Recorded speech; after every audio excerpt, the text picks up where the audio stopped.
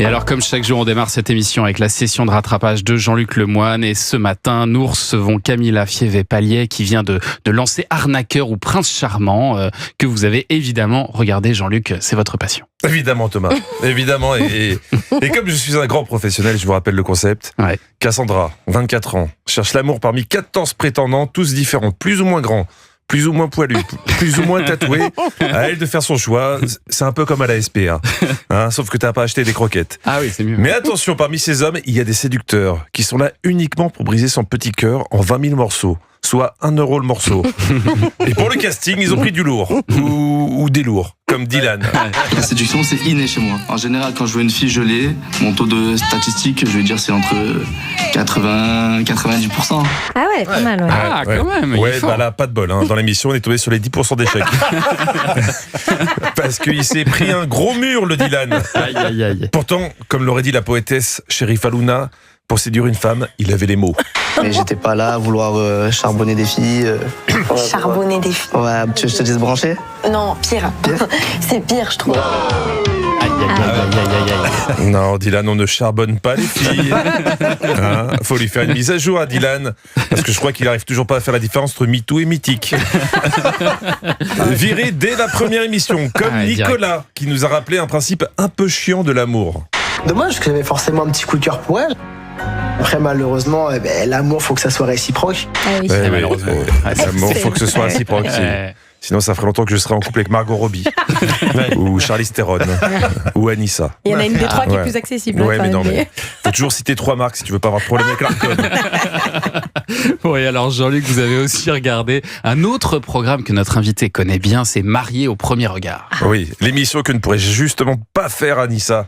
Ah bon Bon, se marier à un inconnu en fin jouable. de soirée, après une Oui. victoire de Sochaux bien arrosée, elle est capable. Ouais. Mais dans Marié au premier regard, les mariages se font à Gibraltar, en anglais. Ah oui. Donc pour Anissa, c'est mort. Ah oui, je compliqué, comprends le ouais. problème. Ouais. ouais. Ouais, car regardez comment Florian et Tracy ont galéré. To witness that I, Zahai, Florian, Florian, do take thee, Tracy, do take thee. Petit changement de programme pour Florian. Il devait épouser Tracy, mais à cause d'un problème de diction, il va épouser un taxi. Écoutez, pendant la nuit de noces, espérons qu'il trouve le point G7. Oh, c'est joli. Bon, allez, c'est pour vous, ça fait plaisir. C'est le 1er avril. Alors Camilla, pardon, excusez-moi, loin de moi l'envie de critiquer, parce que vous êtes venu quand même un jour férié, et on Ouais. vous remercie, mais quand même, vu que vous allez là-bas tous les ans, vous pourriez pas faire une cagnotte litchi pour donner des cours de français aux gars qui célèbrent les mariages, parce que c'est de pire en pire. et maintenant je vous déclare mari et femme. Vous pouvez embrasser la mariée. Embraser. Pas si mal. C'est pas si mal. C'est pas si mal, embrasé. Résultat, il a cramé sa future femme, et après le gars lui a dit Congratulations, félicitations. félicitations. Je dis non. En première année, ça passait, mais quand il faudra passer le bac français, il y aura personne pour l'aider. Vraiment, c'est pas lui rendre service.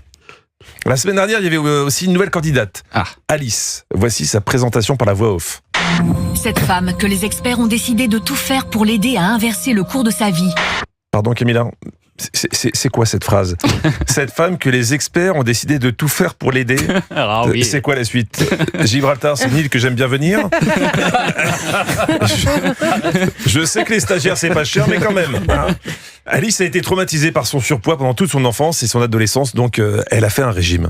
J'ai perdu plus de 40 kilos toute seule. J'ai intéressé le type d'homme, entre guillemets, que je n'ai jamais pu avoir. Et un jour que j'ai rencontré le beau brun, ténébreux, pommade, tablette de chocolat. Petite question à tous. Est-il prudent, après un tel régime, de sortir avec un mec qui a des tablettes de chocolat? Pour Alice, on a trouvé Florian, qui n'a pas d'idée arrêtée. J'ai pas de critères prédéfinis. Pour moi, ce qui est important, c'est ce qu'il y a à l'intérieur. Bien sûr. Comme Julien Pichenet. Ouais. Mais lui dit pas ça pour une femme, mais pour un pâté en croûte.